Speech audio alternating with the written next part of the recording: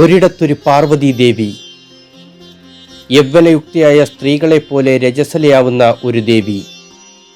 ദേവി പുറത്താകുമ്പോൾ നാടാകെ ആറാട്ടാഘോഷിക്കും.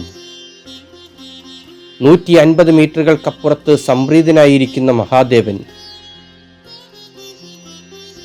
മനുഷ്യാവസ്ഥയിലൂടെ കടന്നു പോകുന്ന ദൈവങ്ങളുടെ കഥ.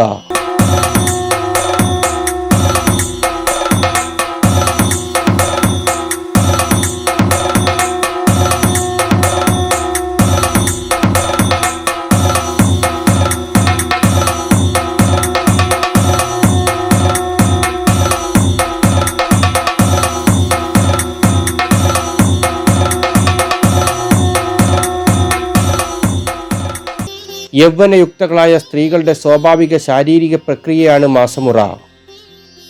ഇതെങ്ങനെയാണ് കല്ലിൽ തീർത്ത ഒരു ദേവീ വിഗ്രഹത്തിലുണ്ടാകുക? ഈ അത്ഭുതമാണ് ഞങ്ങളെ ചെങ്ങന്നൂർ മഹാദേവ ക്ഷേത്രത്തിലെത്തിച്ചത്.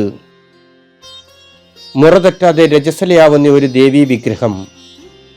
തൃപ്പൂത്ത് എന്ന പേരിലാണ് ദേവിയുടെ ഈ പ്രതിഭാസം ഇവിടെ അറിയപ്പെടുന്നത്. ദേവി തൃപ്പൂത്തായ വിവരം ആദ്യം അറിയുന്നത് നിർമ്മാല്യത്തിനെത്തുന്ന പൂജാരിയായിരിക്കും. ദേവിയുടെ ഉടയാട പൂജാരി പുറത്തേക്കിടുന്നതോടെയാണ് ദേവിയുടെ വിശേഷം ലോകമറിയുന്നത്. തൃപ്പൂത്തുറപ്പിക്കാനായി ദേവിയുടെ ഉടയാട താഴ്മൺ മഠത്തിലേക്ക് കൊണ്ടുവരുമ്പോൾ അവിടുത്തെ അന്തർജനമാണ് അത് തീർച്ചപ്പെടുത്തുന്നത്. ദേവി പുറത്തായെന്നുള്ള വിവരം സ്ഥിരീകരിക്കാനുള്ള അവകാശം താഴ്മൺ മഠത്തിനാണ്. തൃപ്പൂത്തുറപ്പിച്ചു കഴിഞ്ഞാൽ ദേവിയുടെ നടയടയ്ക്കും. പിന്നീട് ദേവിയെ രജസ്വലയാകുന്ന സ്ത്രീകളെ എന്ന പോലെ മറ്റൊരിടത്തേക്ക് മാറ്റിയിരുത്തും. ദേവിയെ മാറ്റിയിരുത്തിക്കഴിഞ്ഞാൽ പൂജയ്ക്കും മറ്റുമായി കൃത്യമായ ചിട്ടവട്ടങ്ങൾ പാലിക്കുന്നു. ഋതുമതിയായ ദേവിക്ക് ഇഷ്ടപലഹാരങ്ങൾ നിവേദിച്ച് 2 പേർ സദാസമയം കൂട്ടിരിക്കുകയും ചെയ്യുന്നു.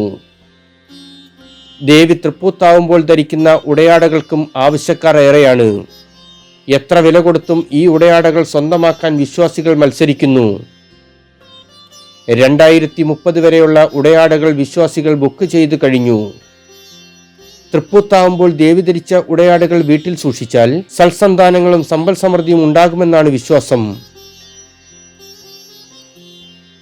ആരോഗ്യമുള്ള സ്ത്രീകൾക്കെന്ന പോലെ മുൻപ് ദേവിക്കും എല്ലാ മാസവും തൃപ്പൂത്തുണ്ടാകുമായിരുന്നത്രേ. എന്നാൽ ഇപ്പോൾ വർഷത്തിൽ 3-4 തവണ മാത്രമേ ഉണ്ടാകുകയുള്ളൂ. ചെങ്ങന്നൂരിലെ പാർവതീദേവിയുടെ തൃപ്പൂത്തിന് പിന്നിലുമുണ്ടൊരു കഥ. 150 മീറ്ററുകൾക്കപ്പുറത്തിരിക്കുന്ന ശിവനുമായി ബന്ധപ്പെട്ടൊരു കഥ. സദാ പ്രസന്നഭാവത്തിലിരിക്കുന്ന മഹേശ്വരനാണ് ഇവിടുത്തെ പ്രതിഷ്ഠ. പാർവതി ഭരണയം കഴിഞ്ഞ ഒരു വേളയിൽ മഹാദേവൻ തപസ്സു ചെയ്യാനായി ഇവിടെ എത്തിയതാണത്രേ. ഏറെക്കാലമായിട്ടും ഭർത്താവിനെ കാണാതായതോടെ പാർവതീദേവി ഭഗവാനെ തിരക്കി ഇവിടെ വന്നെന്നാണ് കഥ. ശിവനെ കാണാനായെത്തിയ ദേവി കിഴക്കേ നടയിൽ എത്തിയപ്പോഴേക്കും രജസ്വലയായത്രേ. പിന്നെ 4 നാൾ കഴിഞ്ഞാണത്രേ ദേവീദേവ സംഗമം നടന്നത്. ബ്രിട്ടീഷ് ഭരണകാലത്ത് ഇതുവഴി പോയ മാൻഡ്രോ സാഹിബ് ദേവിയുടെ തൃപ്പൂത്തിനെ പരിഹസിച്ചത്രേ. കടുത്ത ദുരനുഭവമായിരുന്നു പോലും ബലം. വിശ്വാസങ്ങൾക്കപ്പുറം ദൈവങ്ങളും മനുഷ്യാവസ്ഥകളിലേക്ക് എന്നൊരു സങ്കല്പം ഇവിടെ നിലനിൽക്കുന്നു. മാതാപിതാ പുത്ര സങ്കല്പങ്ങൾക്ക് ദൈവീകമാണെന്ന ഒരു കാഴ്ചപ്പാടും ഇവിടുത്തെ ആചാരങ്ങൾക്ക് പിന്നിലുണ്ട്.